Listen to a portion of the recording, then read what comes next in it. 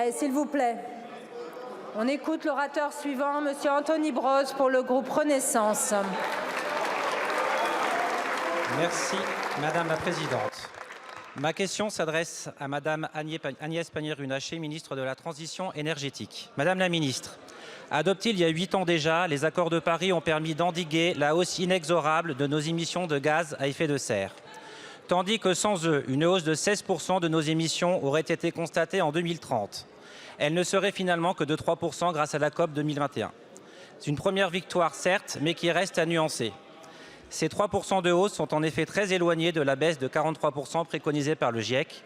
Il convient toutefois de noter qu'un signal a été envoyé, qu'une prise de conscience en est suivie et que des efforts sont déployés pour réussir cette indispensable transition. Dans la suite directe et très attendue, les négociations âpres qui ont eu cours aux Émirats arabes unis du 30 novembre au 13 décembre se sont conclues par un accord historique. Loin d'être acquis à quelques heures encore de la fin de la conférence, celui-ci a finalement permis d'aboutir à un texte important qui dénonce de manière inédite la responsabilité des énergies fossiles, responsables de 80% des émissions de gaz à effet de serre dans le réchauffement climatique que nous vivons. Cet accord, signé par les 197 parties il y a quelques jours, est d'autant plus significatif que les négociations se sont déroulées dans le Golfe Persique, là où même les plus grands pays exportateurs de pétrole se situent, là où même les décisions de l'OPEP sont en partie prises et concertées. Nous pouvons donc saluer ce grand pas en avant sur la confiance entre les pays de l'hémisphère nord et de l'hémisphère sud, sur l'ambition portée par cette conférence et sur la solidarité dans les financements pour y parvenir.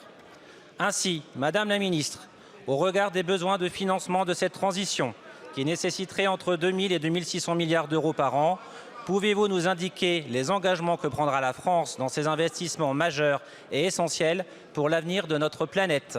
Je vous remercie. Je vous remercie. La parole est à Madame Agnès Pannier-Runacher, ministre de la Transition énergétique. Merci Madame la Présidente, Mesdames et Messieurs les députés, Monsieur le député Brosse. Vous avez raison, l'accord de Paris, l'accord de la COP 28 de Dubaï est historique. Historique d'abord parce qu'il affirme pour la première fois depuis 30 ans la sortie des énergies fossiles, de toutes les énergies fossiles dans un pays pétrolier, et parce que la France et ses alliés occidentaux et ses alliés pays en développement n'ont rien lâché jusqu'au bout de la négociation. Historique car il réaffirme la place du nucléaire pour la première fois dans une COP. Historique car il redit l'importance du renouvelable et de l'efficacité énergétique, mais historique aussi car il crée la confiance avec les pays du Sud dans la suite de toute l'action du président de la République, du sommet de Paris, du pacte de Paris pour les peuples et la planète, qui ont permis de retisser ce fil de la confiance et de créer des accords autour du fonds pertes et dommages jusqu'à 700 millions de dollars pour les pays les plus vulnérables, 100 milliards de dollars apportés chaque année en 2023 pour les pays en développement, et toute l'action que nous menons pour obtenir des financements innovants et passer des milliards aux milliards de milliards pour enfin accélérer la transition énergétique. Alors, face au Rassemblement national qui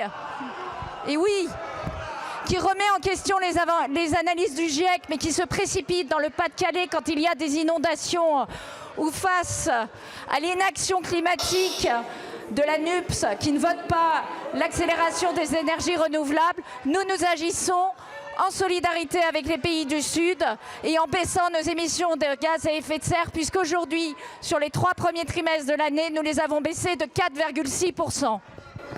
Je vous remercie, Madame la Ministre. Alors vraiment, s'il vous plaît, il faudrait que le niveau sonore baisse un peu parce qu'on ne va pas tenir pendant toute la séance de QAG. Donc vraiment, chacun